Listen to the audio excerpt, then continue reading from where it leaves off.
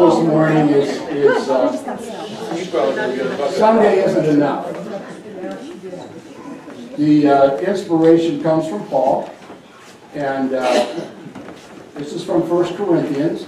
Corinth was second to Athens when it came to athletics and sports, and Greece was,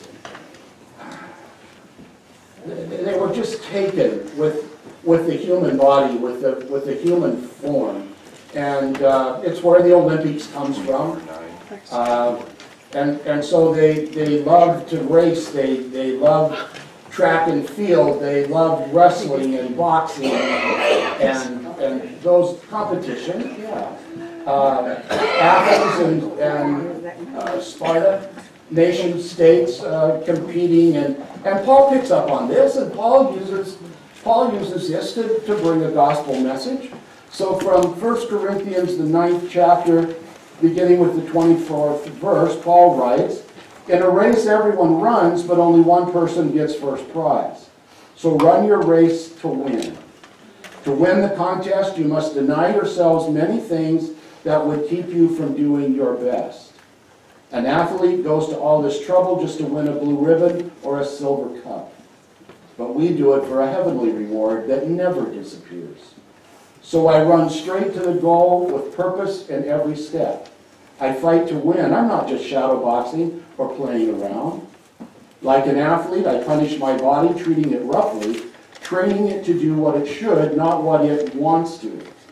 Otherwise, I fear that after enlisting others for the race, I myself might be declared unfit and ordered to stand aside." Now, whether you like football or not, whether you like the Patriots or the Rams or neither one, if you were rooting for somebody else, they didn't get there. The Rams and the Patriots didn't get to the Super Bowl by just showing up on Sunday with nice, bright, clean uniforms and shiny helmets to play football. These people train continuously. They train. They may take a Monday off to look at film and to let their body recover from being knocked around on Sunday. But Sunday isn't enough for them, and Sunday's not enough for us either.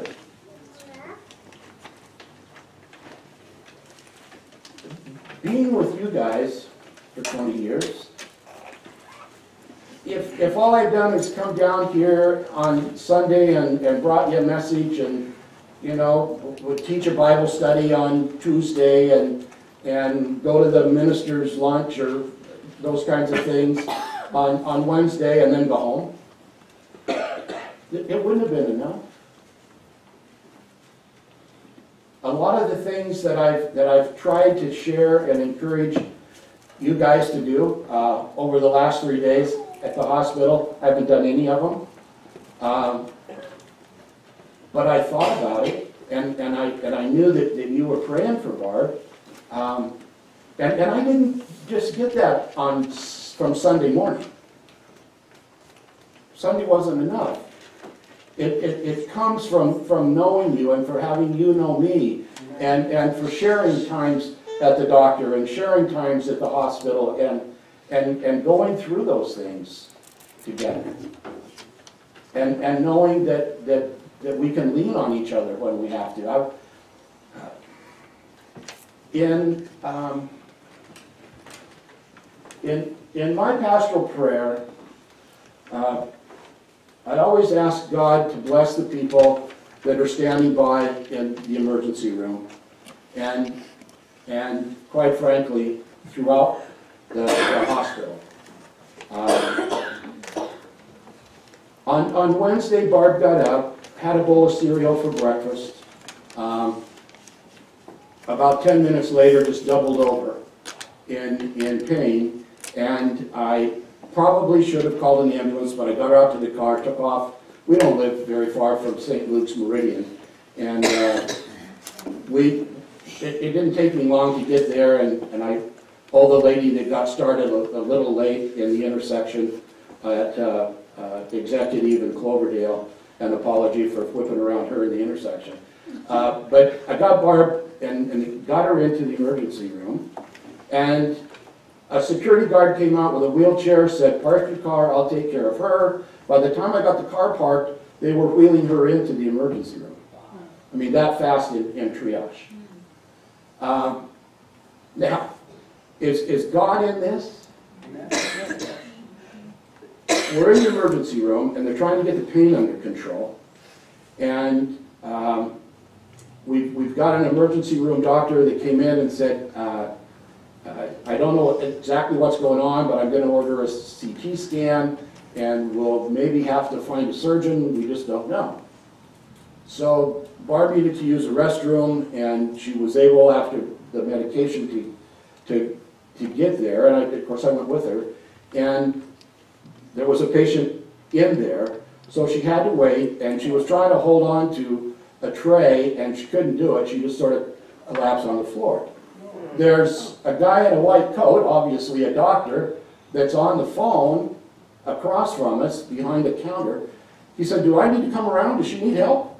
And I said, I think she's going to be okay. And I've never seen this guy before. And so about that time, got her in, got her back in the emergency room. And the emergency room doctor said, I've got a surgeon right here. He'll come in just a minute. It's that guy. That was Dr. Tesos.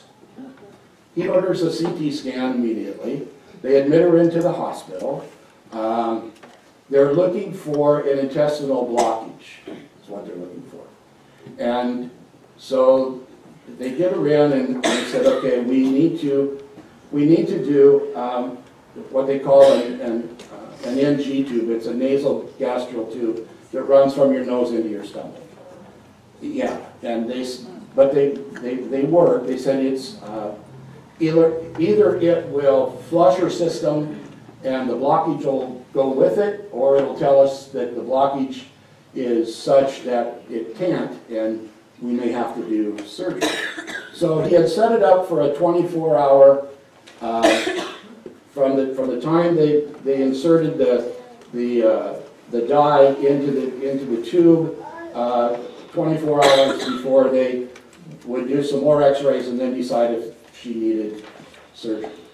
So it had been 6 hours, nothing had happened. He came in to check on her, and I said to him, you know, I have great respect for the medical profession and all of the people in it, including the doctors, but because I've been with you guys so much, and I've talked to so many doctors going with you, I don't have any problem talking to doctors and expressing an opinion. And I said to him, I said, when I pray with people in a hospital, I say that no matter how deep your faith is, it's really hard to turn the people you love over to people you don't know. And doctor, here we stand. He said, yeah, kind of coming full circle for you, isn't it, Pastor? I said, yeah. And he said, well, he said, we're really full up this afternoon as far as scheduling the operating room for surgery. I said, well, I understand that. What are you doing this evening? He said, I'm going home. I've been here all day. He said, but if she needs surgery, my office partner's on call.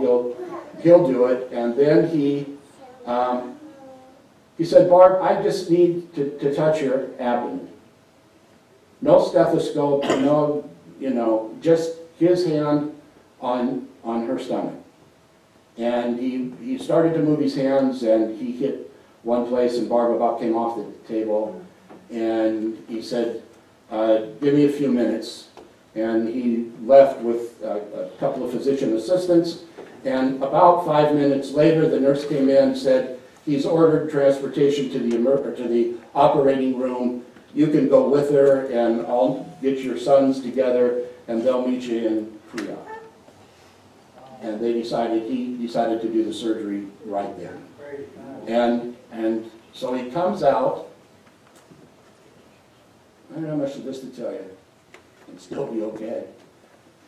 I've said a lot of prayers over 30 years in pre-op.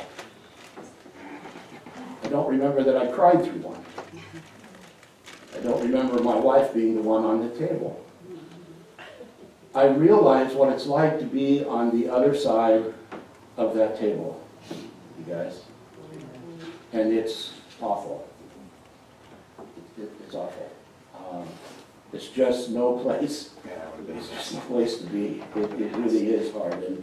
And I'm so thankful for all of the prayers and knowing that I wasn't there alone, even though my sons were there too. But the surgeon came out. He said, well, I got totally surprised on this one. Your wife had an internal hernia in her small intestine. It twisted. It cut off the blood supply to the small intestine. That part died. It becomes toxic, to say the least. So he said I had to cut and resection about 12 inches of her small intestine. I mean, we've got about 30 feet of it, so that's not the scary part. The scary part is what could have taken place. Yeah, if it had gone out. And this whole thing happened 1 year to the day from her colon resection. And he said it wasn't anything that the other surgeon did a year ago. He said sometimes this happens, and he kind of went into detail as to what took place. So I tell you, I've been telling you over and over, when these things happen, it's really important for the person that's going to be the caregiver to take care of themselves. Get some sleep, make sure you eat, try to find a way to de-stress somewhat. I didn't sleep, I didn't eat, I just sat. Well, the other side of being with you, I know all the scary words. I know, and I watch monitors, I can read the numbers, and I know what tachycardia looks like.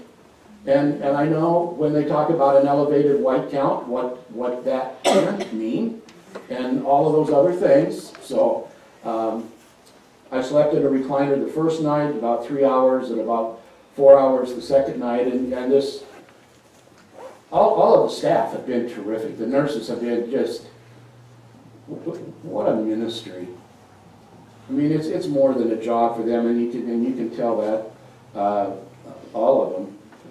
And this lady that's been a nurse for a long time said to me last night, she said, Gary, go home and sleep in your own bed, and then go to Mountain Home and be with your people and let them be with you. I'll take care of Barbara. So I'm going to be on all night long, and the tube came out yesterday. They took it out. And they detached her from some of the other stuff that they had her all hooked up to. And so yesterday was hopefully a turning point. Yesterday was the first good day since Wednesday. She'll be going, when she gets out of the hospital, hopefully sometime next week, then 3 times a week to the wound center. They put a wound pump in her abdomen because they couldn't prep her for this surgery. It was pretty much emergency surgery, and it was a surgery that he had to do after he got in there. He said, I'll start out laparoscopic, but I don't know that I can do it that way, and he couldn't. He had to make a sizable incision in her abdomen. But you know, her organs, just keep praying, because her organs have to come back awake, and that hasn't happened. And but Barb, you know, Barb's taking care of herself. You know, and they said it's really important for you to get up and walk, and we know it's going to be uncomfortable, but you really need to do it. She walked 3 times yesterday, and they said just take a few steps and get started, and she made a loop around. I mean, she has an entourage when she does this, but I can't thank you enough. I can't thank you enough for the relationship that, you know, that we have, and that hopefully you have with each other. You don't just have a quarterback on a football team. And the more the players know, and the more they, when you listen to them talk, the more they trust and believe in each other, and the closer they are, the better the team is. And Paul, well, some people think it's Paul, others say, no, it couldn't have been Paul, maybe it was Apollos or somebody else. The writer of Hebrews. Listen to what the writer of Hebrews says from chapter 12, verse 1. And he's writing, or she is writing to us in the church. This is not for the general public, this is us. Since we have such a huge crowd of people of faith watching from the grandstands, let us strip off anything that slows us down or holds us back, and especially those sins that wrap themselves so tightly around our feet and trip us up. And let us run with patience the particular race that God has set before us. And each of our races is different. We're not all running the same race. We're all playing on the same team, but we're not, we all have gifts and we all have needs and they're different, but the more we bring them, the better we are. So let me skip to verse 12. So take a new grip with your tired hands, stand firm on your shaky legs, and mark out a straight, smooth path for your feet, so that those who follow you, though weak and lame, will not fall and hurt themselves, but become strong. It's really important because you may not think that your family pays attention or that the kids here in the church pay attention, but they pay all kinds of attention to what we're doing and how we act and what we say and how we carry on and so those words are really important. That we come together and that we stay together because we never know what's going to happen next. And we don't know when like today, I'm going to be the one that needs to be here with you. And I thank you for being that kind of church and for being your kind of people. Amen? Amen. Okay.